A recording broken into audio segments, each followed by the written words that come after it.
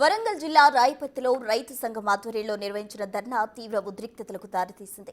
రైతుల ఆందోళనకు మద్దతుగా ధర్నాలో పాల్గొన్నారు మాజీ మంత్రి ఎర్రబెల్లి దయాకర్ రావు. ఈ సందర్భంగా రైతులు పోలీసులకు మధ్య తీవ్ర వాగ్వాదం జరిగింది. తోపులాట సైతం చోటు చేసుకుంది. పరిస్థితి అదుపు తప్పడంతో ఎర్రబెల్లిని అరెస్ట్ చేశారు పోలీసులు.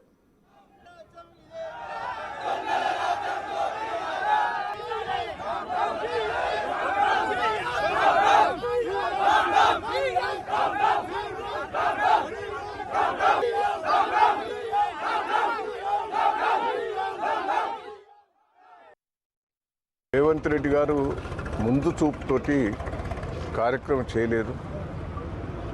మేము 6 నెలల ముందే కేసీఆర్ గారు మమ్మల్ని ఢిల్లీ తోలిచ్చి ఎరువులన్నీ మేము జమ చేసి బ్యాగింగ్ వేసి ఇక్కడ గోదావరిలో నింపే అలవాటు మాకుంటే, వీళ్ళకొక విజన్ లేదు. ఎరువులు ఎన్ని కావాలి, ఎన్ని తెప్పించుకోవాలనే విజన్ లేదు.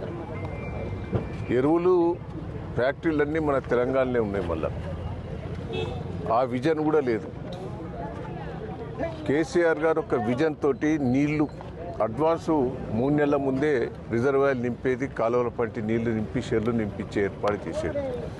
రైతులకు ఏం కావాలనేది రైతు దున్నక ముందే రైతు బంధు ఇచ్చేది, యూరియా బస్తాలు సప్లై చేసేది. అంటే ఒక విజన్ తోటి కరెంటు కోసం కూడా బయట రాష్ట్రాల నుంచి కొనుక్కొచ్చి కరెంటు మనకు సప్లై చేసేది 24 గంటలు.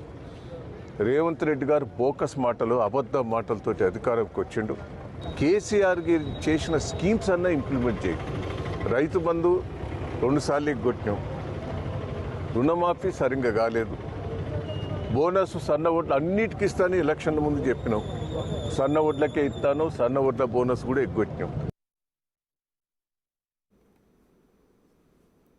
చౌటుప్పల్ ఆర్టీఓ ఆఫీసు ఎదుట ట్రిపుల్ బోర్ నిర్వాసితులు జేఏసీ ఆధ్వర్యంలో భారీ ధర్నా జరిగింది.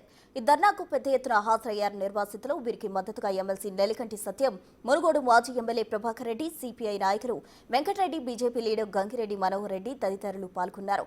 ట్రిపుల్ అలైన్మెంట్ మార్చేలా కేంద్ర రాష్ట్ర ప్రభుత్వాలు చొరవ చూపాలని డిమాండ్ చేశారు. ట్రిపుల్ వల్ల చౌటుప్పల్ రెండుగా చీలిపోతుందన్న ఆందోళన వ్యక్తం చేశారు.